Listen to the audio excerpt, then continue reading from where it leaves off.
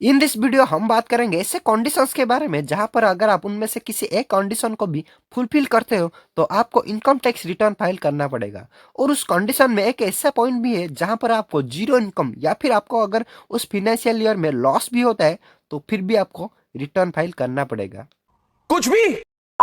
जी हाँ, सही सुना। अगर आपका उस फाइनेंशियल ईयर में लॉस भी होता है या फिर प्रॉफिट जीरो भी होता है तो फिर भी आपको आईटीआर फाइल करना पड़ेगा। तो चलिए इस वीडियो को स्टार्ट करते हैं। फर्स्ट कंडीशन है कि अगर आप एक इंडिविजुअल है और आपका ग्रॉस टोटल इनकम एक स्पेसिफिक लिमिट से बढ़ जाती है तो आपको इनकम टैक्स रिटर्न फाइल करना कंपलसरी हो जाएगा। और वो स्पेसिफिक लिमिट है 2.5 lakh for 18 to 60 years people, 3 lakh for 60 to 80 years people and for above 80 years people it is 5 lakh. यानी अगर आपका उम्र 18 से 60 के बीच में है और आपका जो इनकम है वो 2.5 लाख से ज्यादा है तो आपको आईटीआर फाइल करना कंपलसरी हो जाएगा। और ऐसे ही ये दोनों केसेस में भी होगा।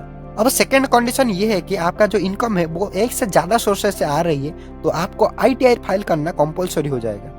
आपकी जानकारी के लिए बता दूं कि इनकम टैक्स में 5 सोर्सेस ऑफ इनकम है। पहला है जो इनकम फ्रॉम सैलरी, दूसरा है income from house property, third है profit and gain from business and profession, fourth है इनकम फ्रॉम कैपिटल गेन और लास्ट है इनकम फ्रॉम अदर सोर्सेस।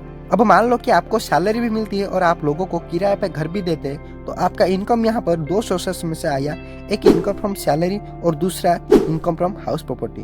तो इन केसेस में से जहाँ पर दो सोर्सेस ऑफ इनकम हो जाते हैं वहाँ पर इनकम टैक्स रिटर्न फाइल करना कंपलसरी हो जाता है।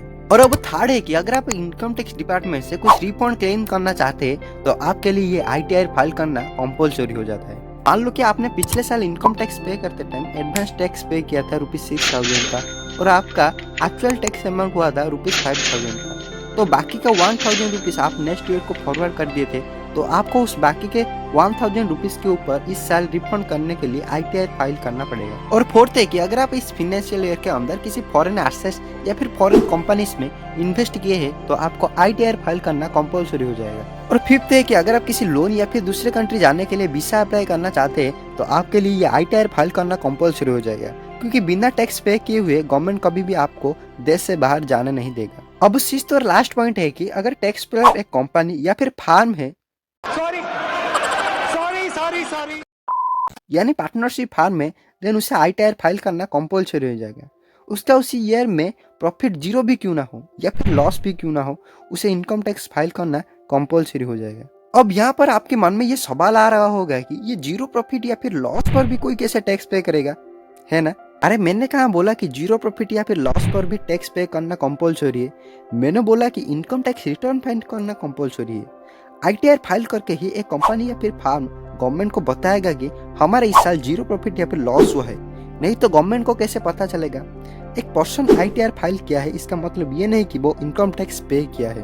तो ये था वो सारे पॉइंट्स जहां पर आपको इनकम टैक्स रिटर्न फाइल करना कंपलसरी हो जाता है। अगर आपको ये वीडियो अच्छा लगा तो आपको ये वीडियो भी अच्छा लगेगा जहां पर हम बात करते हैं कि कैसे प्रेजेंट ईयर की इनकम के ऊपर प्रेजेंट ईयर में टैक्स पे करें। जनरली इनकम टैक्स में क्या होता है कि आपको पिछले साल की इनकम के ऊपर इस साल टैक्स पे करना पड़ता है, लेकिन इस साल की इनकम के ऊपर कैसे इस साल में ही टैक्स पे करें उसके ऊपर इस वीडियो में हम बात किए हैं। तो इस वीडियो को जरूर चेकआउट कीजिए और ऐसे इंटरेस्टिंग वीडियोस के लिए हमारे चैनल को सब्सक्राइब कीजिए। धन्यवाद।